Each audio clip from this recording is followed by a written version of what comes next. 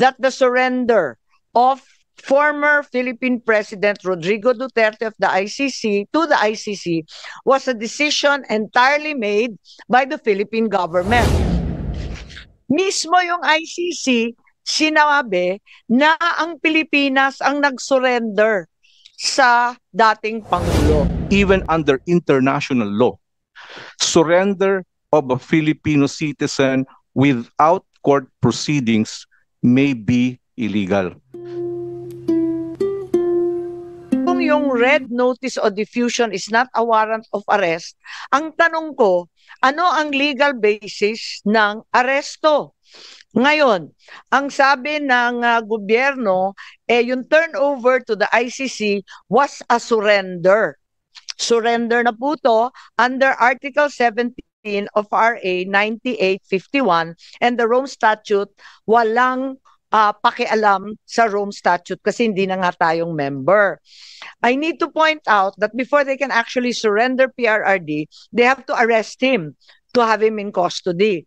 If there was no warrant issued by the court for PRRD's arrest, does that mean that it was an administrative arrest? Was the administrative arrest valid?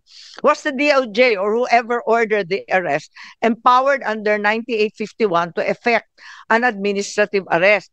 Nakakatuwa kasi kanina nabasa ko lang sa dyaryo, tamang-tama, na yung spokesman ng ICC, Dr. Fadi L. Abdallah, sinabi that the surrender of former Philippine President Rodrigo Duterte of the ICC to the ICC was a decision entirely made by the Philippine government.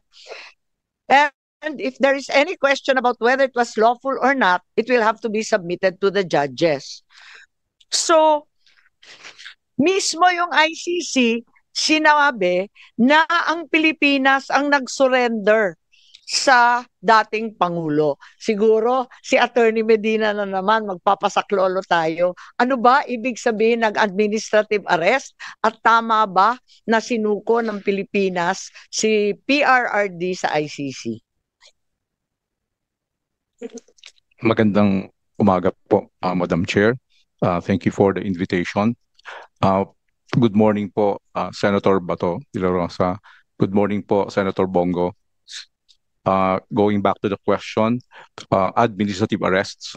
Actually, the Supreme Court has recently clarified that administrative warrants for the arrest of non-Filipinos are actually valid. But these administrative arrests apply only to non-Filipinos in deportation proceedings, at least from the case decided by the Supreme Court, it involved a foreigner. Now, we must also take note that in that recent case, that's a landmark case, because in this decision, the Supreme Court introduced an innovation.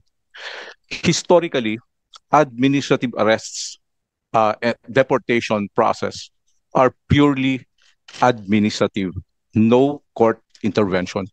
But this time, the Chief Justice who wrote the decision, and upon the suggestion of Supreme Court Justice Marvick Leonen, they introduced a new rule.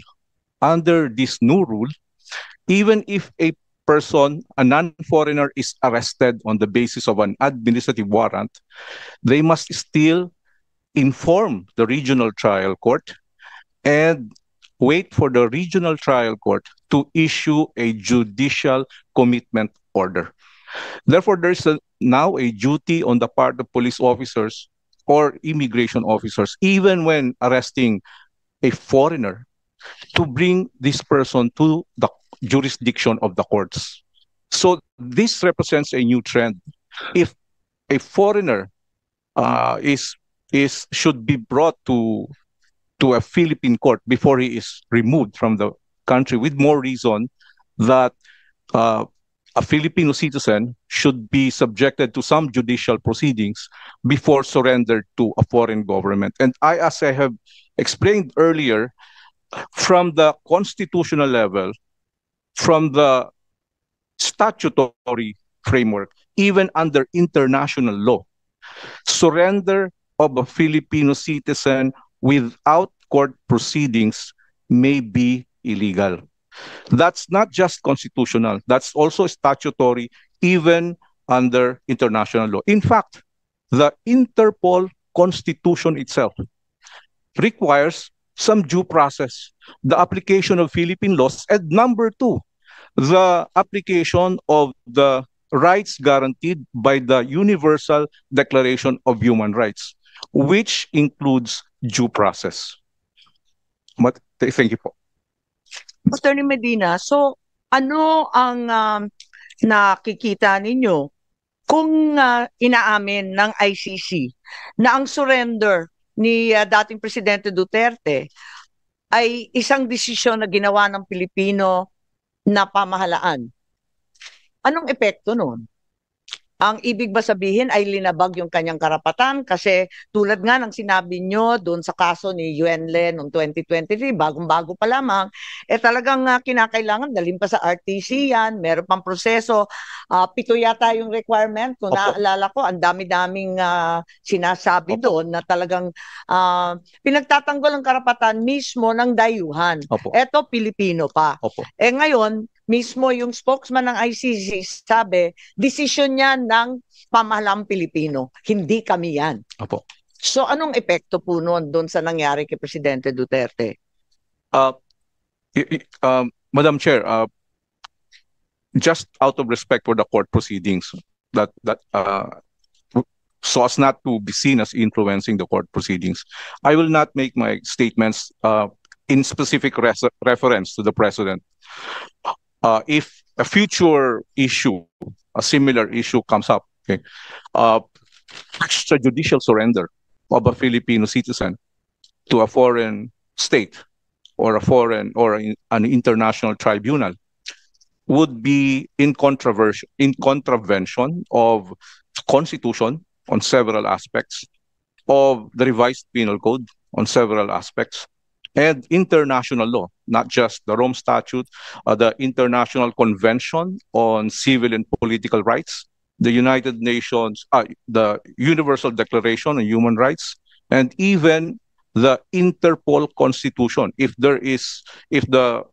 the surrender is upon the request of the Interpol. All this, the entire legal framework when it comes to deprivation of liberty requires court intervention, requires court-level due process. And by court po, you mean local court? Yes po, local court in this domestic, domestic due process. The entire idea of due process is really, can be simplified as follows. The police has no final authority to decide on whether a person should be deprived of liberty. That authority to deprive a person, to declare that a person will be, or to decide that a person will be deprived of liberty, that is not the authority of the police. That authority is lodged only in the courts of law. The police cannot at the same time be the judge. That's essentially due process and separation of powers. Thank you. Thank you very much. That's loud and clear. That the police cannot be the judge in determining the deprivation of liberty of any person. So maliwanag po yun. At kinakailangan na maliwanagan sana kung totoo na inaresto si dating presidente sa ilalim ng RA 9851, kung talaga bang administrative arresto, kung nandito sana sila, napaliwanag nila sa atin at nagkatotoo at nagkaliwanagan tayo.